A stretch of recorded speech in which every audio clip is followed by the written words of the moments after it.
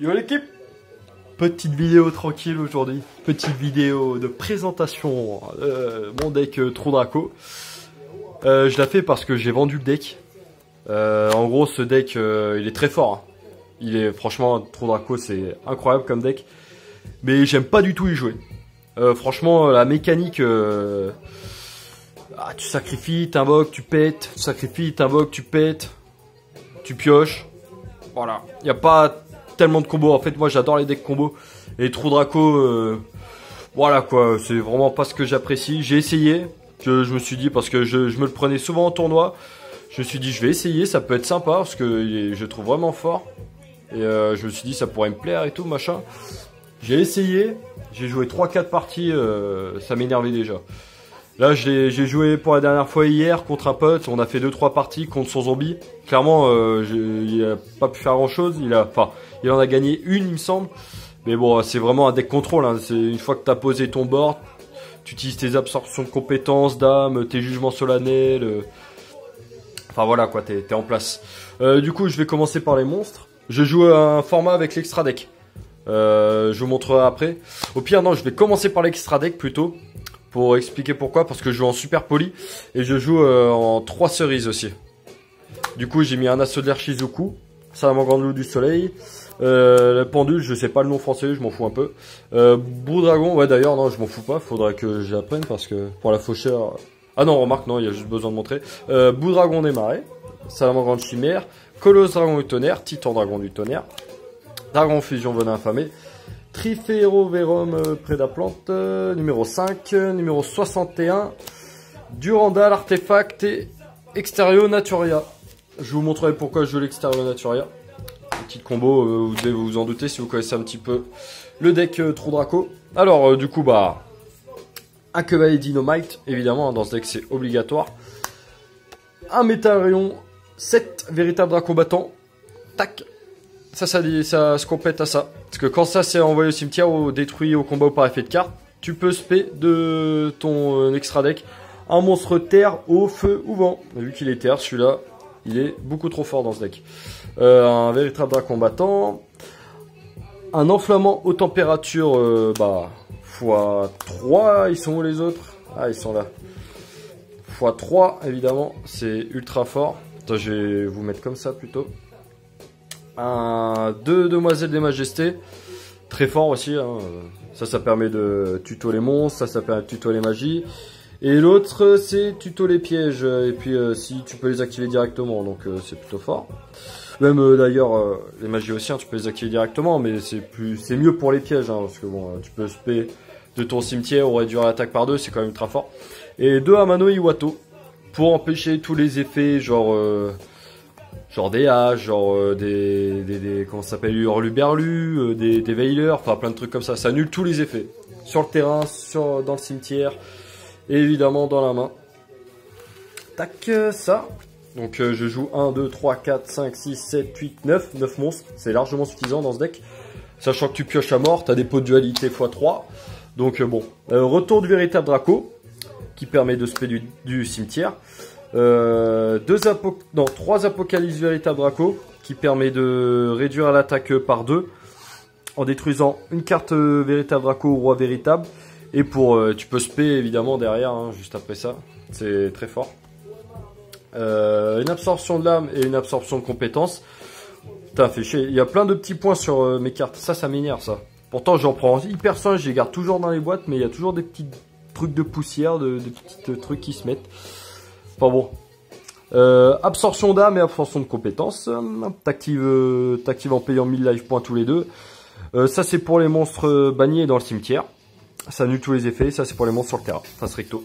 Ça annule tous les effets. Du coup les effets flip ne marchent pas, parce qu'ils sont face recto quand les effets flip s'activent. Tac, le combo des deux, hein, franchement déjà, quand t'as une des deux, c'est très chaud si t'as pas de PTMP en face. Et voilà quoi, c'est trop fort. Il ne peut y en avoir qu'un, x3, évidemment, hein, ça dans ce deck c'est primordial, pour bloquer l'ennemi totalement. Tu peux contrôler qu'un type de monstre, voilà. Bon, toi tu t'en fous, t'en as un, t'es bien. Voilà, c'est tout. Que dire de plus? Ah oui, je joue un limiteur d'invocation pour compléter ça. J'en joue pas deux, parce que généralement si t'as une des 4 cartes, t'es bien. Il suffit d'en avoir qu'une seule et c'est bon. Du coup j'ai mis un seul limiteur d'invocation pour compléter le ratio de... Il ne peut y en avoir qu'un.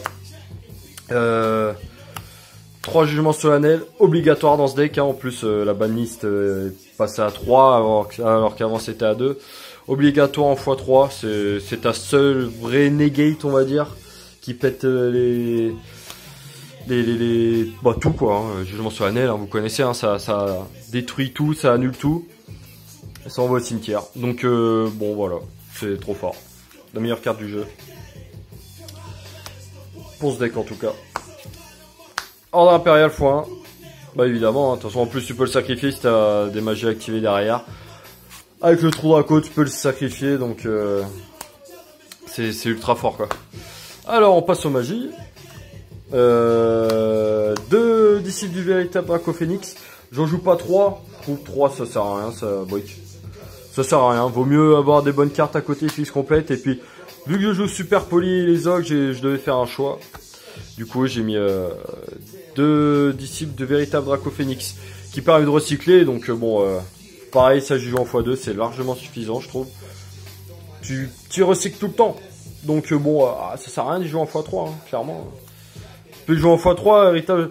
La magie, celle-là, si t'as le choix entre... Enfin, si tu dois choisir entre les deux, vaut mieux celle-là. Parce que ça permet de piocher une fois par tour, de 1 à 3 cartes, en fonction de ce que t'as envoyé en véritable Draco et Draco combattant dans le cimetière. Et roi véritable, pardon, dans le cimetière. Même si elle n'est pas active, hein, tu la pioches après, t'actives, tac, hop, tu pioches jusqu'à 3 cartes, c'est ultra fort.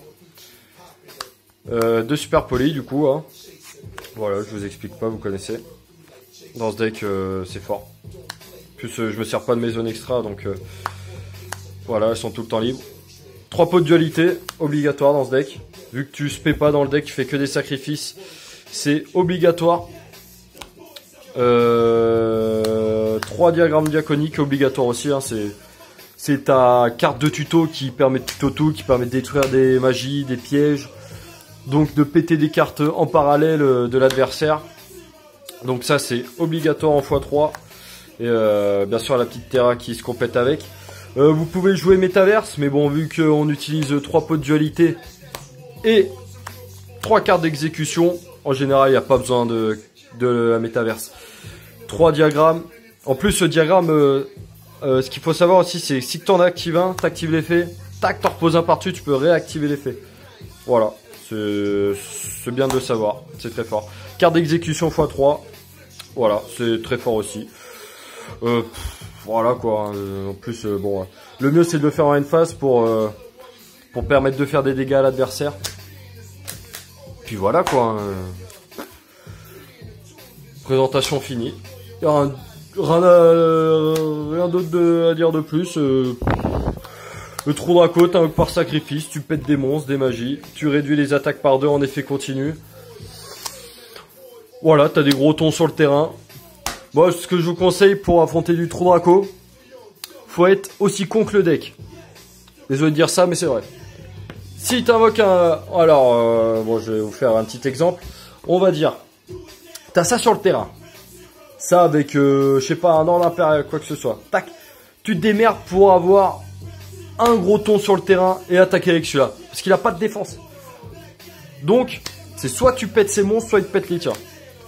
Donc, t'invoques un truc, voilà, qui... En gros, si t'as un truc à 2600... Non, 2900 d'attaque minimum, t'es bien. Sachant que le terrain, il booste de 300. Si t'as un truc à... Ouais, voilà, 2900 minimum, t'es bien. Le mieux, c'est d'en avoir 2. Parce que bon, si t'as le terrain, ça protège de une destruction. En plus, sur tous les dracos. Enfin, je vérifie, mais il me semble que c'est ça. Première fois que chaque monstre véritable Draco roi véritable invoqué par sacrifice va être détruit au combat chaque tour, il n'est pas détruit. À savoir que ça, si vous utilisez ça, et en parallèle, vous faites l'effet de ça, invoquer SP, bien sûr ça marche pas. Hein, vu que le diagramme c'est que les invocations sacrifices que ça marche. Puis voilà quoi, hein, sinon voilà, ça combatte super bien. Hein. Clairement, moi je vous conseille à tous aussi, ceux qui jouent les véritables Draco, de jouer celui-là. Pour moi, c'est la meilleure carte du deck, clairement. Parce que, imaginons que t'es ça sur le terrain, que t'es ça sur le terrain, puis Attendez, ça sur le terrain. Tac. Hop. Là, t'as ça sur le terrain, les 3 là. Là, t'as ça sur le terrain, les 3. T'as une invocation sacrifice à faire. Vout. Hop, tu sacrifies tout. En plus, tu pètes une magie, une piège. Hop, t'invoques ça. Et quand il a invoqué, lui, il est affecté par rien du tout, vu que t'as utilisé les 3. Parce qu'en gros, lui, quand il a invoqué par sacrifice, si t'as utilisé une piège, et ben la piège, t'es pas affecté par les effets de carte piège. Je dis bien pas affecté. Hein. Donc, t'es inquiété par rien du tout. Si t'as utilisé un monstre, t'es pas affecté par les effets de monstre. Et si t'as utilisé une magie, t'es pas affecté par les effets de magie. Et quand t'as utilisé les 3, t'es affecté par rien du tout. Même tes magies. Hein, à savoir que ça marche pas avec ça. Et une fois qu'il est détruit, tac, tu spé de ton deck, de ton extra deck. T'invoques le gros Extérieur Naturia derrière. Attendez que je le retrouve, il se cache. T'invoques ça derrière. C'est pour ça que je joue avec extra deck, parce que je trouve beaucoup trop fort avec un extra deck, avec les cerises aussi. Parce que voilà, tempête des monarques, à savoir que si tu te fais péter ton seul monstre invoqué par sacrifice, la tempête des monarques, elle pète à la phase. Donc bon, voilà quoi, elle te sert une fois limite pour contrer un piège. Tandis que là, ça, en gros, t'annules tous les effets de magie et de piège. Et tu détruis en tirant du jeu une carte depuis ton cimetière, et en envoyant la carte du dessus de ton deck au cimetière. C'est ultra fort. Sachant que les Dracos, ça se recycle. Avec la carte... j'ai plus le nom en tête. Attendez que je la retrouve. C'est la carte... Disciple du véritable Draco Phoenix.